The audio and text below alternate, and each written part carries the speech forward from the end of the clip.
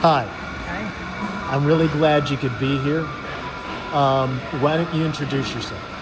Sure. I'm Eugene Vorobeychik, a professor of computer science and engineering at Washington University in St. Louis. Now, and you may have to project a little bit. I mean, Yes, you're sure. faculty, so you don't have any problem speaking loud. Oh, you'd be surprised. Okay.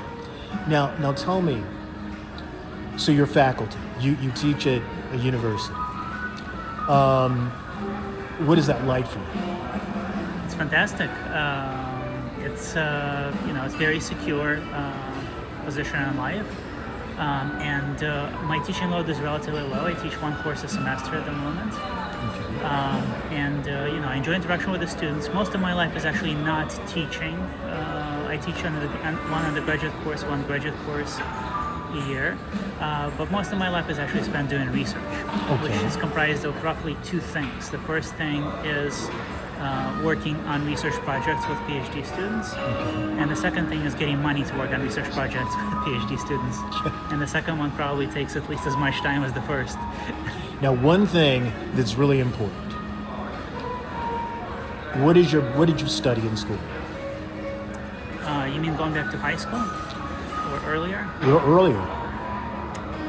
So I grew up in Minsk, Belarus.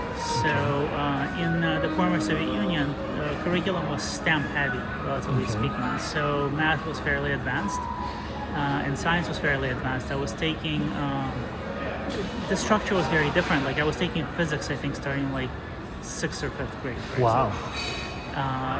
And so you would take physics. It wouldn't be every day, but you start taking physics fairly early. Chemistry started a little bit later. Biology started fairly early. I don't remember exactly which grade, but certainly before middle school. Okay. I think chemistry I did not seriously take because it was right around the time I left already. So it might have been 8th grade that they started chemistry.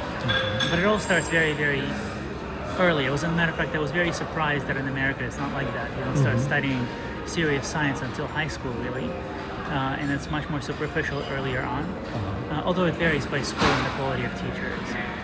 And then math, you start algebra, I think 5th or 6th grade. You start geometry by 7th or 8th grade. So anyway, so I was already, and I was fairly advanced. I was about a year ahead of my class in algebra there, just doing it independently mostly. So I was 13, I came to Chicago midway through my 8th grade. So Wow. I finished elementary school, and there was an interesting contrast there because when I was in elementary, like my 8th grade, so I thought it was very weird that it was relatively, there was no biology that I was taking, or chemistry or physics, or really serious math either. So it was really way behind. So I went to high school. My high school was sort of specializing in STEM, and so I took, sort of a regular math sequence there, algebra, geometry, which was mostly review for me because I was taking it in Russia already, especially algebra. Geometry, not so much, and then pre-calculus, calculus sequence. As an aside, actually, it's interesting. I was seeing my kids are now growing up. And I see that a common pattern in American schools is not like that. It's algebra, geometry, algebra again, and then pre-calculus, for example, or something else, which I find very, very strange, because why do you have to take algebra twice? I've never understood this. And so I don't understand why they don't do it in a more advanced sequence, but it's neither here nor there. And then I took, regular sciences. I took a bunch of college level courses as well.